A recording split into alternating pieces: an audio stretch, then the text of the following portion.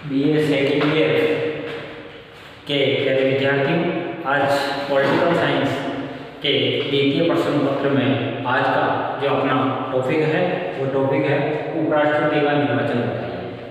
सबसे पहले प्यारे विद्यार्थियों, उपराष्ट्रपति भारतीय संविधान के अनुसार एक पद होता है और भारतीय संविधान में इसकी व्यवस्था की गई है कि उपराष्ट्रपति का एक पद होगा और ये पद भी संवैधानिक पद होता है। तो इसका निर्वाचन किस प्रकार होता है? सबसे पहला जो पॉइंट है वह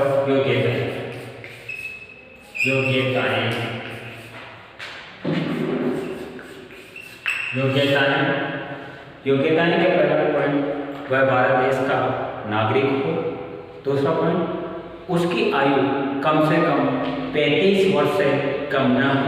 तीसरा पॉइंट वह भारत सरकार एवं राज्य सरकार के किसी भी लाभकारी पद पर न है। चौथा पॉइंट वह दिवालिया, पागल, कोढ़ी रोग से ग्रसित न हो। और अगला जो पॉइंट है इस योग्यता में वह उपराष्ट्रपति निर्वाचन होने की योग्यता रखता है। तो इस प्रकार योग्यताएं वाला पॉइंट पहला पॉइंट हुआ। अब पहले विद्यार्थी दूसरा जो पॉइंट है वह पॉइंट है निर्वाचन।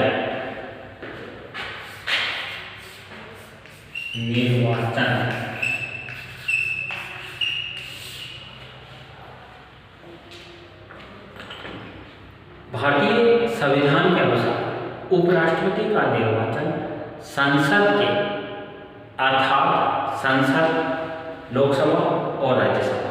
वैसे प्यारे विद्यार्थियों, संसद का जो गठन होता है, संसद किन किन से मिलकर बनती है, उसमें राष्ट्रपति, लोकसभा, राज्यसभा आती है। लेकिन इस उपराष्ट्रपति के निर्वाचन में संसद के सदस्यों के द्वारा आनुपातिक प्रतिनिधित्व प्रणाली के एकल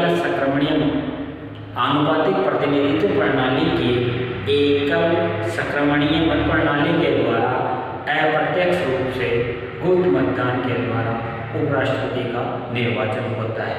पहले विद्यार्थी इसको समझे। जब राष्ट्रपति का चुनाव होता है तो उसमें लोकसभा व राज्यसभा के निर्वाचित सदस्य वोटिंग करते हैं और राज्य विधानसभा के निर्वाचित सदस्य, संघ शासित प्रदेश के निर्वाचित सदस्य ये वोटिंग करते हैं। लेकिन उपराष्ट्रपति के निर्वाचन में लोकसभा और राज्यसभा के सारे सदस्य अर्थात जो निर्वाचित है और जो मनोनीत है, इसमें मनोनीत का मतलब है जैसे लोकसभा में राष्ट्रपति द्वारा 2 सदस्य मनोनीत किए जाते हैं जो आंग्ल समुदाय या एंग्लो इंडियन सदस्य। राज्यसभा में जो राष्ट्रपति द्वारा 12 सदस्य मनोनीत किए जाते हैं जो साहित्य, कला, ज्ञान, विज्ञान में निपुण हो। अर्थात उपराष्ट्रपति के निर्वाचन में लोकसभा के टोटल सदस्य भाग लेते हैं। आपने पहले पढ़ा कि लोकसभा की अधिकतम सदस्य संख्या 552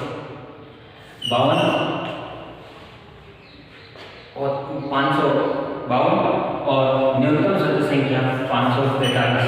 इसी प्रकार राज्यसभा की सदस्य संख्या 250 और 245। तो इसमें निर्वाचित और मनोनीत होते हैं। इसमें उपराष्ट्रपति का जो निर्वाचन है इसमें संपूर्ण जो सदस्य होते हैं निर्वाचित और मनोनीत दोनों इसके निर्वाचन में भाग लेते हैं। इस प्रकार निर्वाचन संसद के अर्थात लोकसभा और राज्यसभा के सदस्यों के द्वारा अर्थात संपूर्ण सदस्यों के द्वारा उपराष्ट्रपति का निर्वाचन किया जाता है। ये तो हुआ निर्वाचन।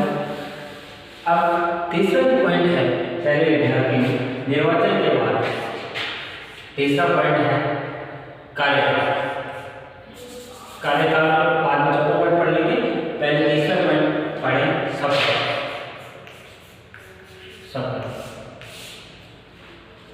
उपराष्ट्रपति को राष्ट्रपति के द्वारा अपने पद गोपनीयता की शपथ दिलाई जाती है कि देश के अंदर भारतीय संविधान जो बना हुआ है उनके अनुसार कार्य किया जाएगा। तो इस प्रकार शपथ दिलाई जाती है। उपराष्ट्रपति को राष्ट्रपति के द्वारा शपथ दिलाई जाती है। अब चौथा पॉइंट कार्यकाल।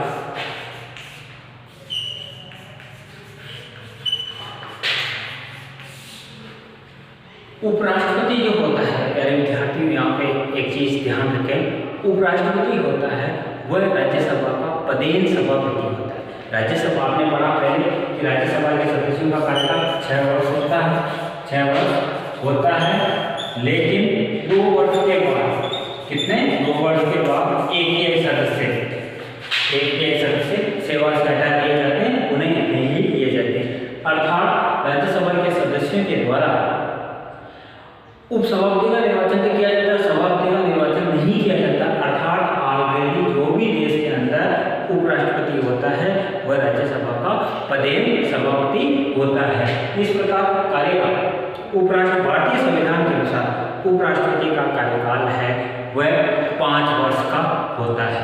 5 वर्ष से पूर्व भी अपनी इच्छा से किसी कारण अपने पद से इस्तीफा दे सकता है। अर्थात भारतीय संविधान के अनुसार इसका कार्यकाल, जो उपराष्ट्रपति जो पद है उसका कार्यकाल 5 वर्ष का होगा। इस प्रकार उसका कार्यकाल होगा, अपनी इच्छा से वो अपने पद से पहले भी इस्तीफा दे सकता है। अगला जो पॉइंट है अरे विद्यार्थी, हाई पॉइंट वह वेतन एवं भत्ते, वेतन एवं भत्ते। भारतीय संविधान के अनुसार उपराष्ट्रपति को प्रतिमाह वेतन एवं भत्ते दिए जाते हैं। ये वेतन एवं भत्ते भारत की जो संचित निधि है उस निधि के माध्यम से वेतन और भत्ते दिए जाते हैं। आप ये बात ध्यान रखें कि जब राष्ट्रपति नहीं होता है तो उपराष्ट्रपति राष्ट्रपति का काम भी देखता है, तो समय समय पर वेतन एवं भत्ते उपराष्ट्रपति के बढ़ाए भी जाते हैं और ये वेतन और भत्ते बढ़ाने का काम भारतीय संसद के द्वारा किए जाते हैं। उपराष्ट्रपति क्योंकि राज्यसभा का पदेन सभापति होता है और इसलिए पदेन सभापति होने के कारण उनकी संपूर्ण जिम्मेदारी राज्यसभा की है। राज्यसभा सही ढंग से सदन चले, राज्यसभा में अनुशासन रहे और अनुशासन के आधार पर ही कार्य हो। तो इस प्रकार वेतन एवं भत्ते भारतीय संसद के द्वारा समय समय पर बढ़ाए भी जाते हैं और भारत की संचित नीति के द्वारा ही वेतन एवं भत्ते दिए जाते हैं।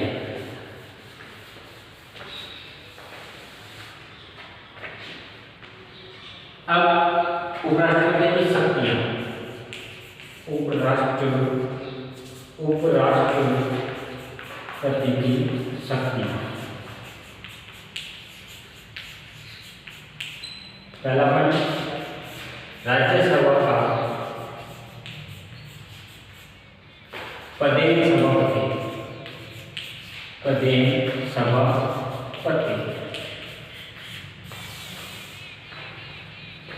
सबसे पहले जो उपराष्ट्रपति की शक्तियां दी गई है वह राज्यसभा का पदेन सभापति होता है। यानी देश के अंदर राज्यसभा जो संसद का द्वितीय सदन है, उच्च सदन है, बुद्धिजीवी का सदन है, इस सदन की गरिमा, इस सदन को चलाने की जो जिम्मेदारी है वह संवैधानिक पद पर विराजमान उपराष्ट्रपति का जो पद होता है वो इसको चलाने सबसे काम पदेन सभापति उन्हीं के अंडर में सारा काम किया जाता है।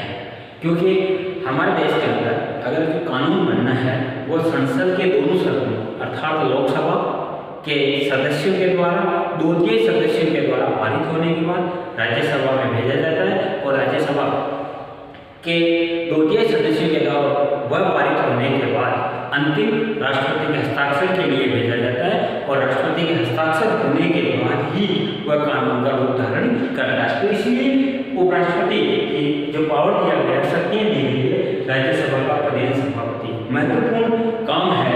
राज्यसभा का पदेन सभापति राज्यसभा सही ढंग से चले और उनकी कार्रवाई किसी प्रकार से बाधित नहीं हो, क्योंकि वैसे ये बुद्धिजीवियों का सदन है, अनपढ़, गंवार, अशिक्षित व्यक्तियों का सदन नहीं है। इसमें संपूर्ण जो सदस्य हैं जो निर्वाचित होते हैं, चाहे राष्ट्रपति के द्वारा मनोनीत होते हैं, क्योंकि राष्ट्रपति उन व्यक्तियों को मनोनीत करता है जो साहित्य, कला, ज्ञान, विज्ञान में निपुण व्यक्तियों को ही मनोनीत करता है। इसलिए राज्यसभा का पदेन सभापति उपराष्ट्रपति होता है।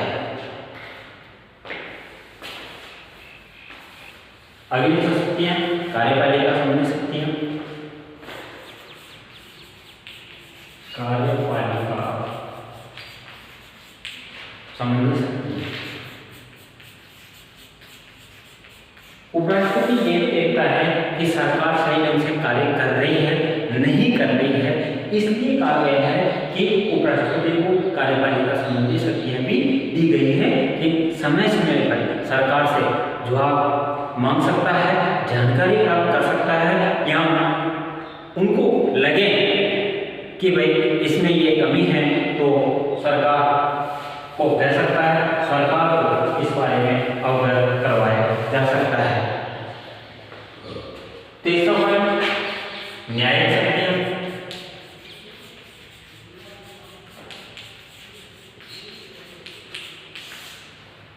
वैसे हमारे देश के अंदर किसी व्यक्ति को आर्थिक जुर्माना या अधिक सजा सुनाई गई है तो उसमें संसद के दोनों सदनों के द्वारा द्वितीय बहुमत के द्वारा प्रस्ताव पारित किया जाता है और राष्ट्रपति को ही अंतिम अधिकार दिया गया है।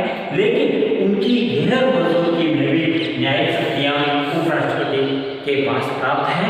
इस प्रकार जब उपराष्ट्रपति नहीं होता है तो उपराष्ट्रपति किसी कारण से पद रिक्त हो जाए तो राष्ट्रपति का संपूर्ण कार्य उपराष्ट्रपति के द्वारा किया जाता है। इसलिए भारतीय संविधान में न्यायिक वो नहीं होने पर, वह का मतलब राष्ट्रपति नहीं होने पर न्यायिक शक्तियां दी गई है।